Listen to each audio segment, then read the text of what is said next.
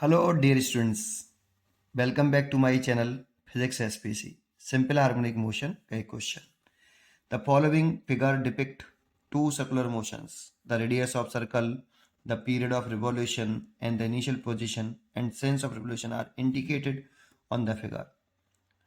The obtain the simple harmonic motions of x projection. Simple harmonic motion of x projection of the radius vector of the rotating particle P in each case. और expression पूछ रहा है simple harmonic motion of x projection का। ठीक, ये दो diagram आपको given दे रखे हैं। तो देखो, पहले मैं इसका आपको पूरा एक्सप्लेनेशन दूंगा कि कैसे करना चाहिए, फिर इस क्वेश्चन को करेंगे बेटा। पहले इसको सीखिए। इसमें एक्स प्रोजेक्शन भी होता है, इसमें वाई प्रोजेक्शन भी होता है, इसमें क्लॉकवाइज सेंस है, एंटी क्लॉकवाइज सेंस है। इससे फर्क पड़ता है ना। कॉन्सेंट्रेट करते हैं, पहले पूरा सुनते हैं, पहले की कंसेप्ट सुनो पूरा, फिर उसके बाद इस क्वेश्चन पर वापस आएंगे। ठीक, जरा समझिए। तो मान लो पहले मैं आपको की कंसेप्ट दे रहा हूं कि सेंस ऑफ रोटेशन कैसा है, उसे ले लेता हूं पहले। सेंस ऑफ रिवॉल्यूशन मान लेते हैं पहले एंटी क्लॉकवाइज है। यहां से शुरू करते हैं। तो देखो, इसकी मैंने ये डायग्राम बनाया।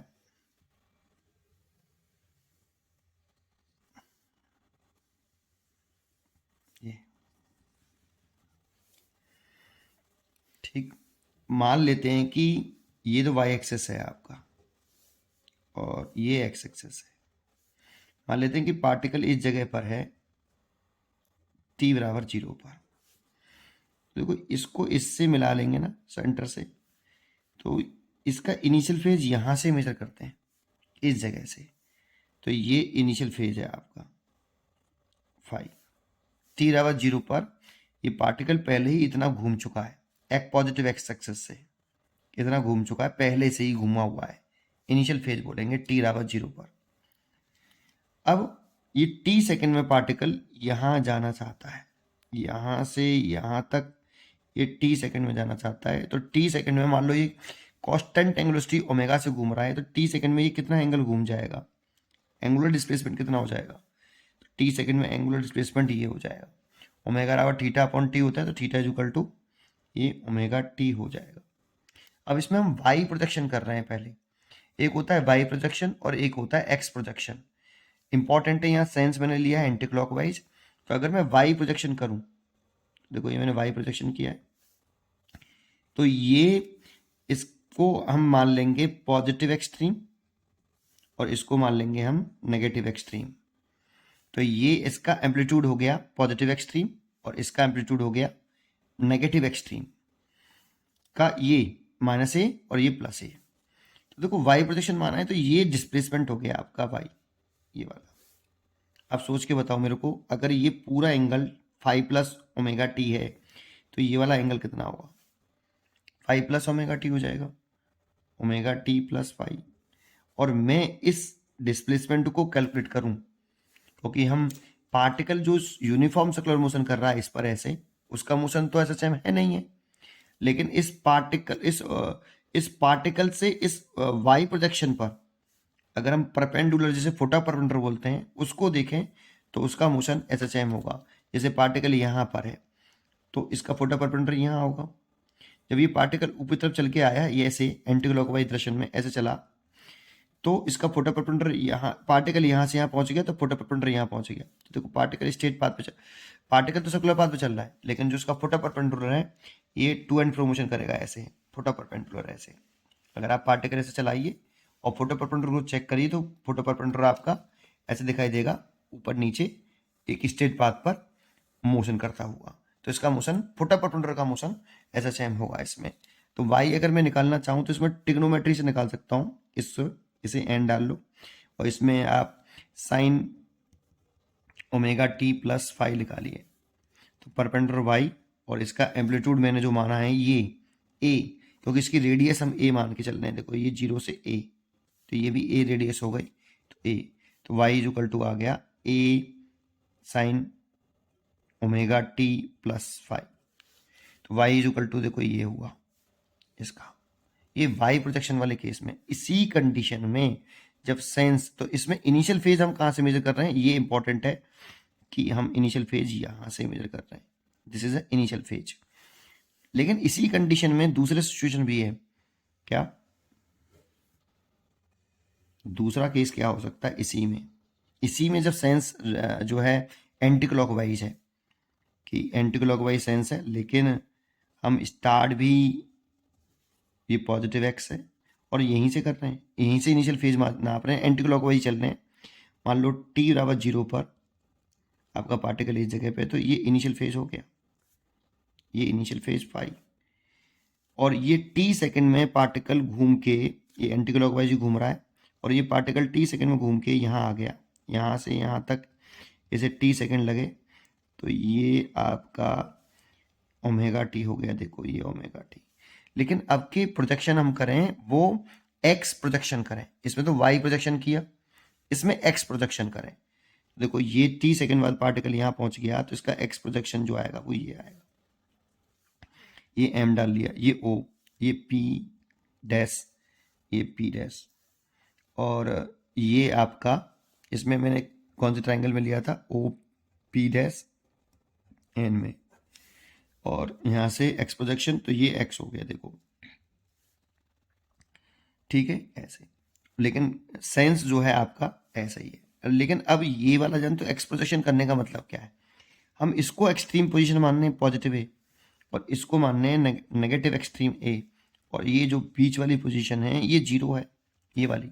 अब हम ये कंसिडर करके चल रहे हैं, एक्स प्रोजेक्शन कर रहे हैं, तो इसका मतलब ये पॉजिटिव एक्सट्रीम है और ये नेगेटिव एक्सट्रीम। तो मतलब ये किधर की तरफ चल रहा है, देखो पार्टिकल एक्सट्रीम टू मीन चल रहा है, इसमें किधर से किधर चल रहा है, extreme to mean, extreme to mean. और इसमें फुट ऑफ परपेंडिकुलर की बात कर रहे हैं, कि फुट ऑफ परपेंडिकुलर किधर मूव कर रहा है, foot of perpendicular, foot of perpendicular जो मूव कर रहा है इसमें, वो एक्सट्रीम टू मीन कर रहा है। और इसमें फुट ऑफ परपेंडिकुलर देखो किधर मूव कर रहा है, फुट ऑफ परपेंडिकुलर शुरुआत में मीन की तरफ था इधर, और जैसे जैसे पार्टिकल ऊपर जा रहा है तो फुट ऑफ परपेंडिकुलर एक्सट्रीम की तरफ जा रहा है, ये एक्सट्रीम पोजीशन है ना। तो इसमें foot of perpendicular, foot of perpendicular ये मूव कर रहा है mean to extreme, mean to extreme, इस वाले केस में, ये इस वाले केस में है, और ये आपका इस वाले केस में है। तो इस वाले केस में अगर मैं x निकालूं, तो देखो इसके लिए इस ट्रायंगल में ही अगर मैं चर्चा करूं, तो इस ट्रायंगल में ही, सॉरी, इस ट्रायंगल में ही ध्यान से देखिए अच्छी तरीके से, बहुत अच्छी बात बता रहा हूं। इस ट्रायंगल में ही अगर आप देखोगे तो इसमें ये बेस है इस ट्रायंगल का, ट्रायंगल कौन से वाले में, ओ पी डैश एम में, और बेस है एक्स, तो कॉस फाई लगेगा, cos omega T plus phi is equal to base हो गया एक्स, और हाइपोटेनियस ओपी डैश जो कि रेडियस होगी ए, तो एक्स बराबर हो गया A cos omega T plus phi. तो आपने एक चीज नोटिस कर रहे हो जो मैं बोल रहा हूँ, फाई तो इनिशियल फेज है, इनिशियल फेज मेजर कैसे करते हैं एंटी क्लॉकवाइज डायरेक्शन में, यहां से करते हैं। एक तो पॉइंट आपको नोट करना है कि मेजर एक्स यहीं से करेंगे, देखो इसमें भी यहीं से किया है एंटी क्लॉकवाइज डायरेक्शन में, और एंटी क्लॉकवाइज डायरेक्शन में इसमें भी यहीं किया है। लेकिन इसका जो फुट ऑफ परपेंडिकुलर है वो मूव कर रहा है मीन टू एक्सट्रीम, तो साइन आता है। और अगर आपका फुट ऑफ परपेंडिकुलर मूव कर रहा है एक्सट्रीम टू मीन, देखो ये एक्सट्रीम पोजीशन है तो ऐसे चल रहा है, तो जिसका फुट ऑफ परपेंडिकुलर पहले यहाँ आएगा, फिर ये पार्टिकल ऐसे यहाँ से आए तो फुट ऑफ परपेंडिकुलर यहाँ आ गया, जब ये पार्टिकल मूव करके यहीं आ जाएगा तो फुट ऑफ परपेंडिकुलर यहाँ आ जाएगा, तो मीन पोजीशन पर आ गया ना, ये मीन पोजीशन है। अब ये भैया एक्सट्रीम हो जाएगी, ये एक्सट्रीम हो जाएगी, है ना। एक्स प्रोजेक्शन करेंगे तो जिसको एक्स प्रोजेक्शन एक्स कर रहे हैं, तो यही एक्सट्रीम, ये वाली लाइन को, स्ट्रेट पाथ को हम एक्सट्रीम, और इसको एक्सट्रीम और इसको मीन मानते हैं।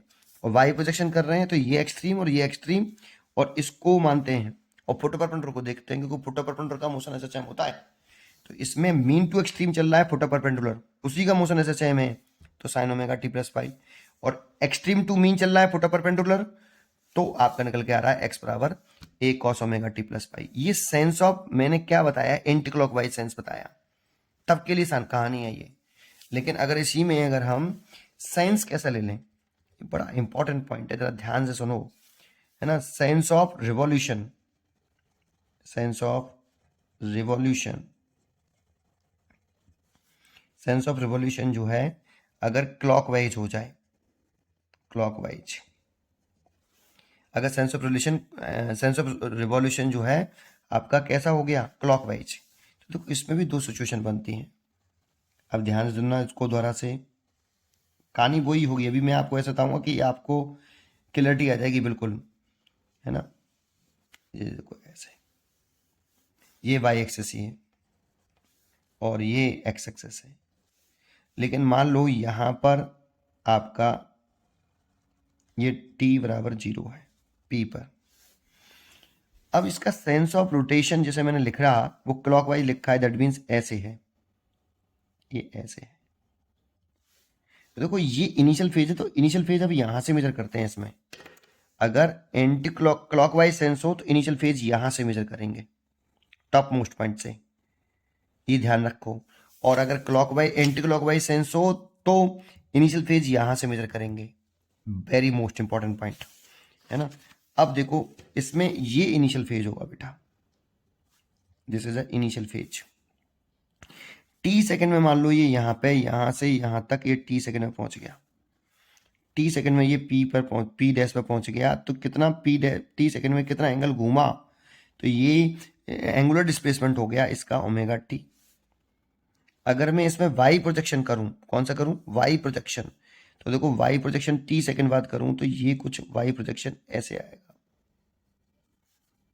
ये आएगा वाई प्रोजेक्शन, ये एक्स प्रोजेक्शन हो गया, लेकिन मैं वाई प्रोजेक्शन कर रहा हूं तो देखो ये हो गया। तो ये ट्राइंगल ओ, इसे आप एन और इसे पी डैश, देखो ये वाली डिस्टेंस जो है ये वर्टिकल डिस्प्लेसमेंट हो गया वाई, ये। और मेरे को अगर यही निकालना है तो देखो सोचो, ये फाई है, ये ओमेगा टी है, तो ये पूरा कितना होगा, ये वाला, ये पूरा एंगल होगा फाई प्लस ओमेगा टी, और ये वाला भी कितना होगा, ये हो जाएगा आपका omega T plus phi. Y projection किया है तो ट्राइंगल अगर आप कौन से वाले में देखें, ओ एन पी डैश, या इस वाले ट्राइंगल में देख लो, यहाँ एम डाल लो, इसमें देख लो एम में, है ना। तो इसमें मैं क्या लगाऊं जिससे ये निकल के आए, ये चाहिए मेरे को ना, तो ये इसका बेस है, तो cos omega T plus phi is equal to base by हो गया और हाइपोटेन्यूस ए, क्योंकि इसमें प्लस एक्सट्रीम पोजीशन ये मानने हैं और माइनस एक्सट्रीम पोजीशन ये मानने हैं, तो वाई इज इक्वल टू कितना, A cos omega T plus phi. अब देखो इसमें आप चेक करोगे तो ये किधर, इसका पुट अप परपेंडिकुलर किधर भाग रहा है, ये देखो put up perpendicular, put up और perpendicular, put up perpendicular move कर रहा है किधर से किधर, तो देखो पुट अप परपेंडिकुलर ऐसे चल रहा है, तो देखो ये हम यहाँ पे एक्सट्रीम पे खड़े हैं, तो पुट अप परपेंडिकुलर जब पार्टिकल ऐसे चलेगा तो पुट अप परपेंडिकुलर यहाँ पे आएगा, फिर यहाँ पे से यहाँ पार्टिकल यहाँ आ जाएगा तो पुट परपेंडिकुलर ये, पार्टिकल यहाँ जाएगा तो पुट परपेंडिकुलर ये, पार्टिकल यहाँ जाएगा तो पुट परपेंडिकुलर ये। तो मीन की तरफ आ रहा है, एक्सट्रीम टू मीन जा रहा है, किधर जा रहा है, एक्सट्रीम टू मीन। तो आपने नोट किया, तो एक्सट्रीम टू मीन चलता तो कॉस आया, वाई प्रोजेक्शन कॉस आया। और इसमें भी आप चेक करोगे ना, एक्सट्रीम टू मीन जब चल रहे थे, एक्सट्रीम टू मीन, तो एक्स प्रोजेक्शन कॉस आ रहा था, लेकिन सेंस बदला है। इस पर नोट करो, देखो तीन चीजें, एक सेंस ऑफ रोटेशन कैसा है, एक पॉइंट है कि हम इनिशियल फेज कहाँ से मेजर करते हैं, और दूसरा हम एक्स प्रोजेक्शन निकाल रहे हैं या वाई प्रोजेक्शन निकाल रहे हैं, इसमें फर्क पड़ता है। लेकिन एक ही पॉइंट होगा, एक्सट्रीम टू मीन चलेंगे तो cos omega T plus phi आएगा। अब वो प्रोजेक्शन कौन सा है ये चेक करना पड़ता है। जैसे अभी मैं एक और बनाऊं, इसमें एक सिचुएशन ये हो गई, एक सिचुएशन हो जाती कि अगर मैं क्या करता, प्रोजेक्शन लेता एक्स, इसी में सेंस ही रहता क्लॉकवाइज, सेंस ही रहता क्लॉकवाइज, लेकिन मैं प्रोजेक्शन लेता, मान लो ये t बराबर 0 पर, ये यहीं है p पॉइंट पर, और ये ऐसे है, तो इनिशियल फेज तो यही यहीं से टॉप मोस्ट पॉइंट से देखेंगे। अब ये पॉजिटिव एक्सट्रीम हो गया और ये नेगेटिव एक्सट्रीम हो गया और ये मीन पोजीशन हो गई। इनिशियल फेज यहीं से देख रहे हैं टॉप पर, कभी भी क्लॉकवाइज घूमेगा तो टॉप पॉइंट से इनिशियल फेज मेजर करेंगे, एंटी क्लॉकवाइज घूमेगा तो उसका इनिशियल फेज यहां से मेजर करेंगे एंटी क्लॉकवाइज में। ये इंपॉर्टेंट है ना। अच्छा, दूसरा क्लॉकवाइज चल रहा है, चलो ठीक है, टी सेकंड में मान लो ये यहाँ पे आ गया, टी सेकंड में ये यहाँ पे आ गया, तो ये कितना एंगल घूम गया टी सेकंड में, ये पी डैश पर आ गया, तो ये घूमा टी सेकंड में ओमेगा टी एंगल घूमा, omega is equal to angular displacement upon time. तो इसका एक्स प्रोजेक्शन कर रहे हैं तो ये एक्स प्रोजेक्शन हो गया, इसको एक्स मान लें। अब मैं इसको निकालना चाहूँ तो ये पूरा एंगल इसके बराबर होगा, that means omega T plus five के।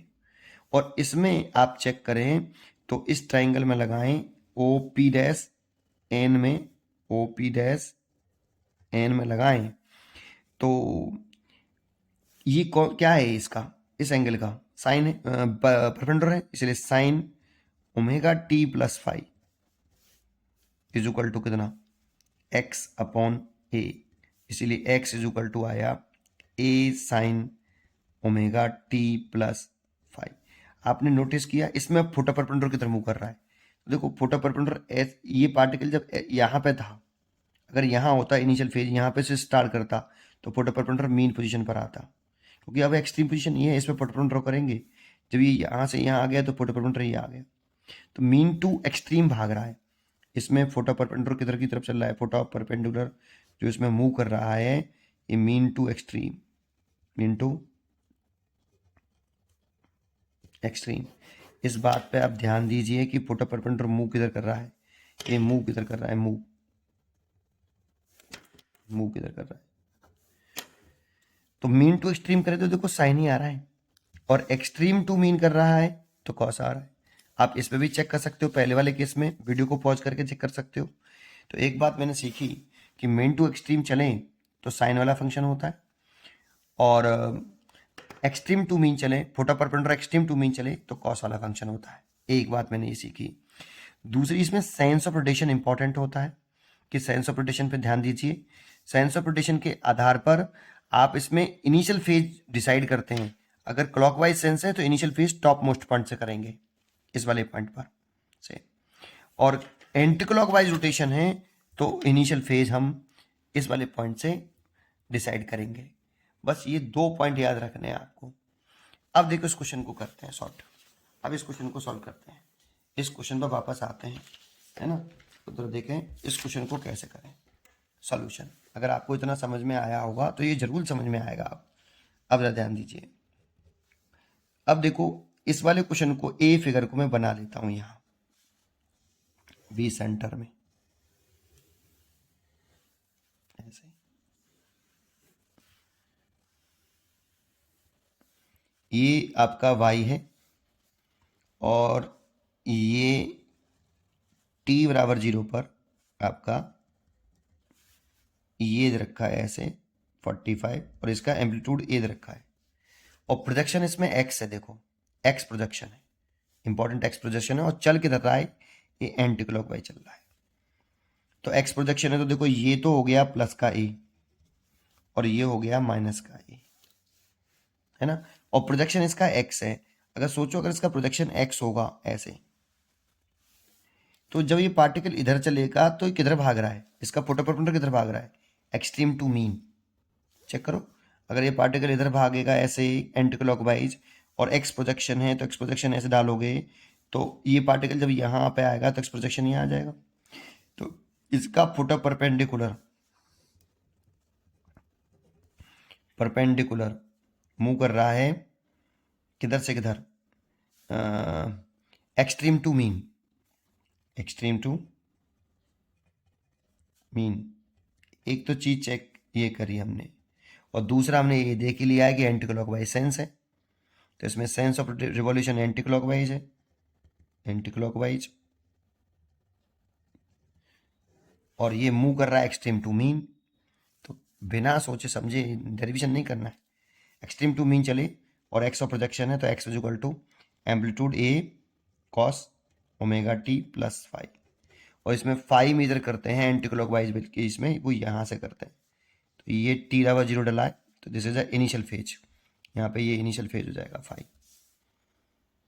और लिख दो ए, तो इसका एम्पलीट्यूड हो गया कॉस ओमेगा।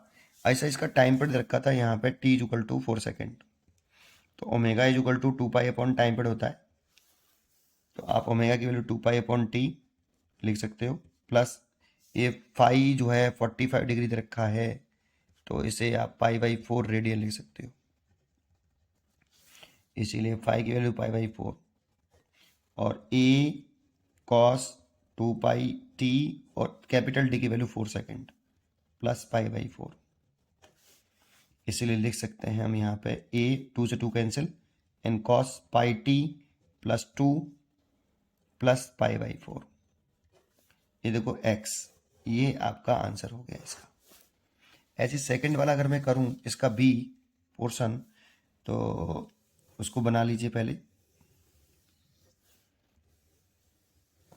अगर आप इसे एक बार ना समझ में आए तो दूसरी बार भी वीडियो को देखें, है ना, जरूर समझ में आ जाएगा। मेन कंसेप्ट है, और फिर आप इसके जितने भी फेजर डायग्राम हैं सब पर इसे अप्लाई करके भी देखें, जितने भी हैं। अगर आप किताब है आपके पास, किताब उठाइए, उसके फेजर डायग्राम देखिए, एक्स प्रोजेक्शन है, वाई प्रोजेक्शन है, ये भी चेक करिए कि प्रोजेक्शन कौन सा है, ये भी इंपॉर्टेंट होता है।